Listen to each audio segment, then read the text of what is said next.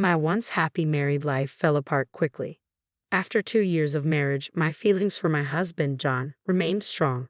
I devoted every day to him, striving to stay attractive and look my best, hoping to keep his gaze fixed on me. But then I discovered that John was having an affair. One afternoon, I was under the impression that John was at work, but he unexpectedly came home with his lover and divorce papers in hand. His lover sat there impassively while John explained that he had rekindled his feelings for her during a trip we took last year. I was stunned. Our honeymoon had been postponed due to last-minute changes, and I had paid for the trip with a bonus I received. John revealed that his ex-girlfriend, now his lover, had reached out to him during our honeymoon, and that was when he realized his lingering feelings for her. "What on earth are you talking about? We were on our honeymoon," I said, trying to make sense of his words. "There's no point in saying this now." "I love her," John insisted. "She needs me too. It's just that we were late in realizing our feelings for each other. I do like you, but she is the one I truly love. You need to understand." How could I possibly understand? How did he think I would just sign the divorce papers? What about my feelings? John, looking unsure, said, "You should find someone better. You probably don't want to stay in this house anymore either. You can stay until you pack your things and leave in about a week." His detachment was like a cold slap. He had proposed to me, and now he was the one abandoning me. He took no responsibility for our marriage and left me without an apology. Resigned and heartbroken, I signed the divorce papers. John and his lover left the house, telling me they would return next week, so I needed to be out by then. The abruptness of it all left me numb. I didn't even cry. I felt more deceived than betrayed. The overwhelming sense of self-pity was unbearable. The next day, I asked a friend to help me pack up my belongings. I moved back into my parents' house where I could regroup. As a nurse with a stable income, I had been covering most of our living expenses, so the shock of John's affair and the divorce was compounded by the financial strain. I won't have to pay rent anymore, which is a small relief in this difficult situation. I've decided where I'll be moving next and am in the process of packing up my things once again, preparing to leave my parents' house. As I'm busy with the packing, Kathy, my mother, informs me that John is here. It's raining outside, so I let him in. My mother looks at me apologetically, her eyes full of concern. What on earth does my ex-husband want now? I wonder aloud. He's made it clear that I'm not the love of his life, so I doubt he's here to ask me to come back. Is he after money? Although it feels wrong to assume that, considering his complaints about working and his spending habits during our marriage, it seems like a natural conclusion. Maybe he's forgotten something of his at my place. I decide to head down to the living room to find out what he wants. "What do you want?" I ask, trying to mask my frustration. My father's voice is edged with anger, but John remains unnervingly calm as he replies, "I would like to speak with your daughter." His calm demeanor, given the circumstances, is infuriating. "What do you want?" "I'm busy right now," I say, trying to keep my irritation in check as I open the door. I'm taken aback when I see his new wife sitting next to him, as if she has every right to be there. "Why is she here? This is my parents' house. What were you thinking?" It's beyond insulting to have his former mistress, now his wife, show up here. I can't believe she thought it was appropriate to come along. "Calm down," John says, his attitude only making things worse. The woman remains silent, her presence adding to the absurdity of the situation. "I'd like to get this over with as quickly as possible," I snap, my frustration clear. John's expression turns serious. "This is important. We haven't discussed the division of property yet. I'm here to claim my share of the money." Just as I suspected. John seems oddly eager. "Yes, that's right. Of course. I knew he would show up eventually, so I was prepared." I took out my purse and handed John 30 cents. "Here, this is your share," I said, placing the 3 dimes in his hand. John and his new wife stared at the coins in disbelief. "What is this?" John demanded, flinging the coins to the floor. His new wife chimed in, her voice dripping with disdain. "Are you kidding me? This isn't property. Stop fooling around."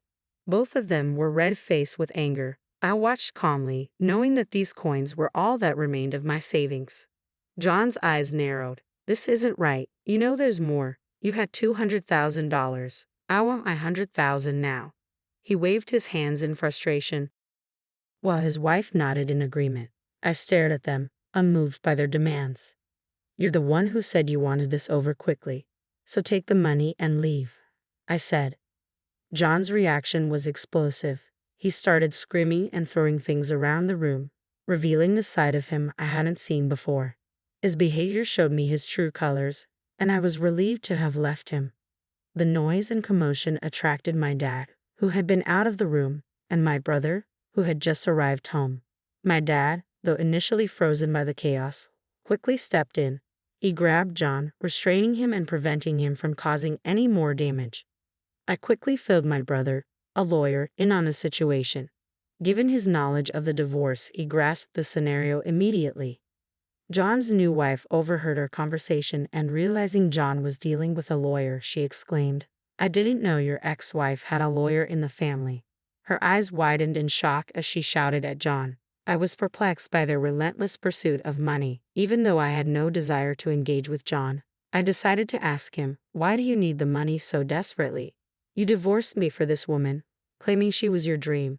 You chose her over me and wanted me to leave." John sighed. "Yes, but the division of property is crucial. The house we're in now was originally the one you and Ella lived in together. We want to build a new home for ourselves. We're planning to have children, so we need a car and want to go on a nice vacation. I want to fulfill the responsibilities any new husband would take on, which is why I'm here. It's tough for me, but it's important." His reasons sounded selfish and entitled. I wondered if he was trying to make excuses to justify his demands. "Okay, so you didn't want to come here just to make amends," I said, resigned. "I don't want him here either. He doesn't seem to grasp how awful his actions were and he shows no remorse. I financially supported our marriage, so handing over my share is the least he can do to acknowledge his debt to his ex-wife." Did he really just say that he supported me financially? I wonder, feeling stunned. Perhaps I misheard. John had no desire to work. He would rush home as soon as possible to play online games and would take days off whenever he felt like it, often pretending to be ill. He was uninterested in earning more money and exploited the fact that I was a well-paid nurse, covering all our living expenses. He'd occasionally hand me $100, but it felt more like he was an unemployed boyfriend cohabiting in his girlfriend's apartment, contributing nothing. John never did any housework, and while I might have understood if he had appreciated my efforts, his claim that he financially supported our marriage is incredibly disappointing. I was the one covering all the expenses. "How can you say that you supported our marriage?" I asked, my frustration mounting. "Based on your logic, you should actually return the 30 cents I just gave you." "What are you talking about?" John replies, bewildered. "You really don't know anything, do you? I'm sure you were excited about my savings, but I have some bad news for you," I say, remaining calm as John and his new wife glare at me. My brother Henry steps in to speak on my behalf. "Excuse me, I'm Henry Thompson, and I'm a lawyer. Please allow me to explain on behalf of my sister."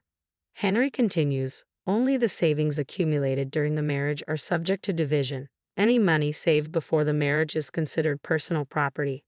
My sister saved the $200,000 before the marriage, so it remains her separate property and cannot be divided between you two." He pauses for effect, then adds, "According to the records, you have only 60 cents left in your share account. Therefore, your share amounts to 30 cents. Complaining about this amount is pointless." Henry's voice is steady and authoritative as he concludes, "It seems my sister was saving up for your future, but I believe that money has been spent on the woman sitting next to you." John and his wife are stunned by Henry's calm explanation. Trying to regain control, John protests, "What you said was Catherine's brother. But now, let me speak as her attorney." Henry nods, and John continues, "My client is requesting compensation." "Why haven't you made the full payment?" I ask, frustrated. I have requested compensation, but John had only made a partial payment. I needed to understand why the remainder had not been settled. That's why I officially asked my brother to intervene. Although my actual lawyer is his colleague, we hadn't anticipated John's sudden appearance today. "So, Henry is representing me in this matter." With a steely gaze, Henry addresses John and his wife, who fall silent under his scrutiny. "You're asking for a share even though you were the one who had the affair and caused the divorce. It doesn't make sense for you to claim any amount. It appears you've been spending the money my sister saved for both of you. My sister's request is that you return the full amount you owe her, in addition to the compensation."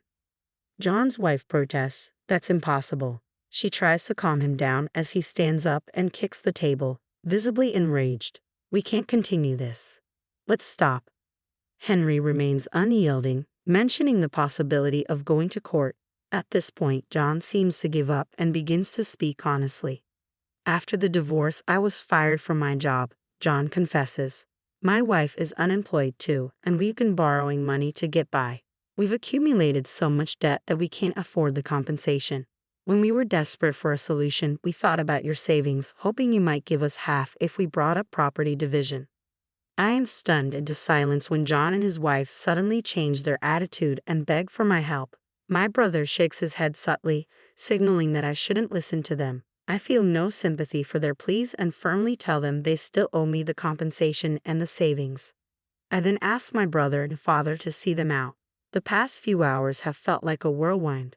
My mother returns to the room with a sigh of relief and starts tidying up, while my father, fuming with anger, helps her. My brother places a comforting hand on my back. You did nothing wrong, he says reassuringly. You should feel confident about today and the divorce. He insists we need to ensure they pay the compensation and immediately calls his colleague for assistance. All of us at the law firm are on your side, he assures me. Exhausted, I lean into my mother's hug. You did great today, she says. Let's all go out for steak tonight to lift our spirits. I gratefully collapse into her embrace. My dad and brother agree to the dinner, and we enjoy a wonderful meal together that night. Later, with the help of my brother, his colleague, and the law firm, the compensation and savings are successfully recovered. John and his wife struggle to find stable jobs and end up working multiple part-time positions. It's clear they won't be buying a house, a car, or going on vacation anytime soon. They seem to have gained a newfound appreciation for me. When we cross paths on the street, they greet me politely, and I feel a sense of relief seeing that they've made at least a small improvement in their lives.